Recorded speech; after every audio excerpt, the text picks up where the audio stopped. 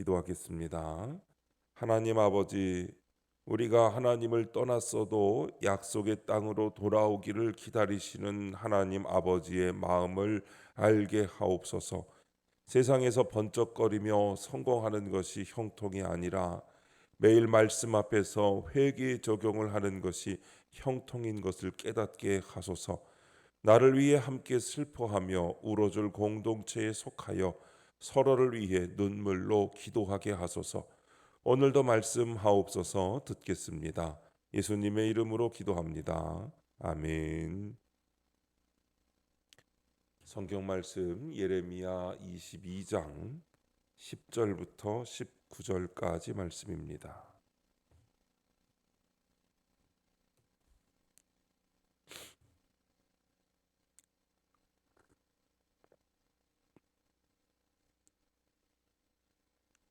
우리 다 함께 찾으신 말씀을 한 목소리로 읽겠습니다. 너희는 죽은 자를 위하여 울지 말며 그를 위하여 애통하지 말고 잡혀간 자를 위하여 슬피 울라. 그는 다시 돌아와 그 고국을 보지 못할 것임이라. 여호와께서 유다 왕 요시야의 아들 곧 그의 아버지 요시야를 이어 왕이 되었다가 이곳에서 나간 살룸에 대하여 이와 같이 말씀하시니라. 그가 이곳으로 다시 돌아오지 못하고 잡혀간 곳에서 그가 거기서 죽으리니 이 땅을 다시 보지 못하리라. 불의로 그 집을 세우며 부정하게 그 다락방을 지으며 자기의 이웃을 고용하고 그의 품삯을 주지 아니하는 자에게 화 있을진저. 그가 이르기를 내가 나를 위하여 큰 집과 넓은 다락방을 지으리라 하고 자기를 위하여 창문을 만들고 그것에 백향목으로 입히고 붉은 빛으로 칠하도다. 네가 백향목을 많이 사용하여 왕이 될 수 있겠느냐? 내 아버지가 먹거나 마시지 아니하였으며 정의와 공의를 행하지 아니하였느냐? 그때에 그가 형통하였었느니라. 그는 가난한 자와 궁핍한 자를 변호하고 형통하였나니 이것이 나를 알미 아니냐? 여호와의 말씀이니라. 그러나 네 두 눈과 마음은 탐욕과 무죄한 피를 흘림과 압박과 포악을 행하러 할 뿐이니라. 그러므로 여호와께서 유다의 왕 요시야의 아들 여호야김에게 대하여 이와 같이 말씀하시니라. 무리가 그를 위하여 슬프다 내 형제여, 슬프다 내 자매여 하며 통곡하지 아니할 것이며 그를 위하여 슬프다 주여 슬프다 그 영광이여 하며 통곡하지도 아니할 것이라. 그가 끌려 예루살렘 문 밖에 던져지고 나귀같이 매장함을 당하리라. 아멘. 불의로 집을 세우는 왕이라는 제목으로 말씀의 은혜를 함께 나누겠습니다. 본문 요약입니다. 하나님이 유다 백성에게 죽은 요시야 왕이 아니라 애굽으로 잡혀간 살룸 왕을 위해 울라고 하십니다. 또한 불의를 행하고 백성을 착취한 여호야김에게는 화가 있다고 하십니다. 그의 죽음에 누구도 슬퍼하고 통곡하지 않을 것이며 그 시신은 예루살렘 문 밖에 던져질 것이라고 하십니다. 첫 번째, 슬피 울릴 10절부터 12절입니다. 하나님이 죽은 자를 위해 울지 말고 잡혀간 자를 위해 울라고 하십니다. 여기서 죽은 자는 요시야 왕을, 잡혀간 자는 그의 아들 살룸 왕을 가리킵니다. 정말 애통해야 할 대상은 죽은 요시야가 아니라 애굽으로 잡혀간 여호아하스라는 것입니다. 그는 주기한 지 3개월 만에 애굽으로 끌려가는 고통을 당했습니다. 내가 울어야 할 사건은 하나님을 떠나 약속의 땅에서 쫓겨나는 일입니다. 그러나 그 고난을 통과하며 내가 예수 안에서 죽는다면 그것이 평안입니다. 적용 질문입니다. 세상 애굽으로 잡혀가서 약속의 땅으로 돌아오지 못하고 있는 내 옆에 살룸은 누구입니까? 하나님은 이스라엘을 사랑하십니다. 순종하지 않고 거슬러 말해도 그 백성을 향해 종일 손을 내밀고 기다리십니다. 내 옆에 살룸이 세상 애굽에 사로잡혀 약속의 땅으로 돌아오지 못한다고 해서 포기하면 안 됩니다. 내가 사랑해 주면 언젠가는 돌아옵니다. 하나님도 이스라엘이 수천 년 동안 말씀을 안 듣고 속을 썩이다가 시기하게 하시고 노엽게 하시고 때로는 달래기도 하셨습니다. 그러면서 그들이 돌아오기까지 종일 손을 벌리고 기다리십니다. 이처럼 내가 교회를 다니다가 떠났거나 내 옆에 살룸이 떠났어도 하나님은 언제나 두 팔을 벌리고 기다리십니다. 잘 돌아왔다고 우리를 꼭 안아주시려고 날마다 손을 벌리고 기다리시는 줄로 믿습니다. 두 번째, 왕이 될 수 있겠느냐 13절부터 16절 말씀입니다. 애굽 왕은 살룸을 잡아가고 그의 형인 여호야김을 왕으로 세웠습니다. 백성의 지지가 없던 여호야김 왕은 화려한 궁전 건축으로 자신의 위엄을 드높이려 했습니다. 그런데 그는 왕의 권세로 백성을 공사에 강제 동원하고 마땅히 주어야 할 품삯을 주지 않았습니다.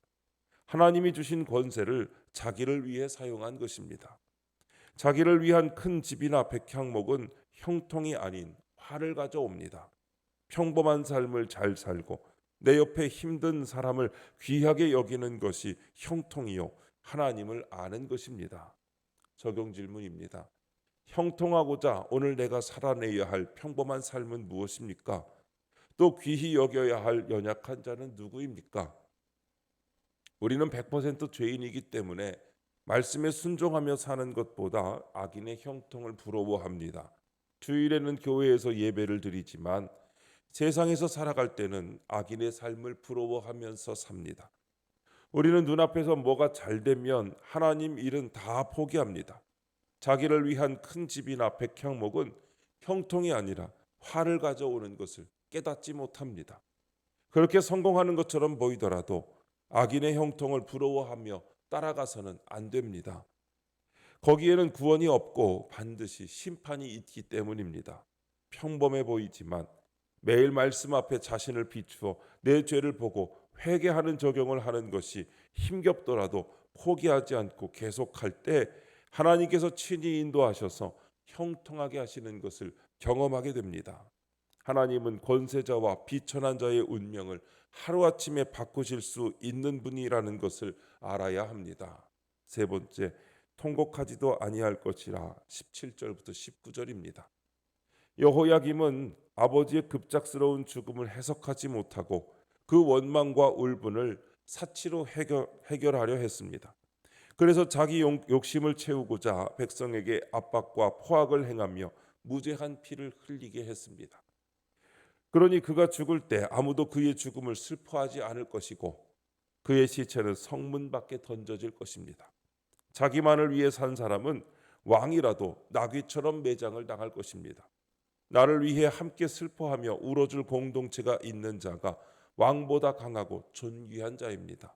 적용 질문입니다. 내가 죽을 때 나를 위해 슬퍼하며 울어줄 공동체가 있습니까? 나도 지체들을 위해 눈물로 기도합니까? 공동체에서 슬픈 자와 함께 울지 못하고 즐거운 자와 함께 기뻐하지 않으며 정답만 말하는 자는 도리어 지체들에게 상처만 줄 뿐입니다. 그러므로 성도는 마음이 상한 지체를 담당하고 자기를 기쁘게 하지 말며 함께 즐거워하고 함께 울어야 합니다. 갑자기 당한 고난으로 울 수밖에 없는 사람에게 어떤 말로 위로가 되겠습니까? 우리에게는 이웃의 고난을 내가 해석하거나 처방하여 정답을 말하려는 습관이 있습니다. 고난으로 울고 있는 사람에게 당장 필요한 것은 정답이 아닙니다. 고난 속에서 정답이 귀에 들어오겠습니까? 끌어안아주고 울어주는 공감이 필요합니다. 그리고 시간이 지나면서 고난을 당한 당사자에게 하나님께서 말씀을 통하여 깨닫게 해 주실 것입니다. 그러므로 나는 입을 다물고 지금 앞에서 울고 있는 사람의 눈물을 닦아주며 공감하고 그를 위하여 기도해 주는 것이 좋겠습니다. 오늘도 하나님의 말씀을 따라 순종하시며 그 말씀을 내 삶에 적용하고 돌아보는 삶을 살 때에 평안의 삶을 주님께서 허락하여 주실 줄로 믿습니다. 기도하겠습니다. 하나님 아버지, 주 안에서 고난당하는 나를 위해 울기보다 약속의 땅으로 오지 않는 자를 위해 울게 하옵소서. 불의로 저의 집을 짓는 것이 화임을 알고 공의로 행하여 형통을 누리게 하옵소서. 제 두 눈과 마음이 여호와를 향함으로 저를 위해 슬퍼하며 울어줄 공동체가 있게 하옵소서. 주님, 이 시간 주님께 기도하는 성도들의 기도 가운데 함께하여 주시옵시고 주님의 세미한 음성을 들려주시며 그 선하신 손길로 붙들어 주시옵소서. 우리 주 예수님의 이름으로 기도드립니다. 아멘.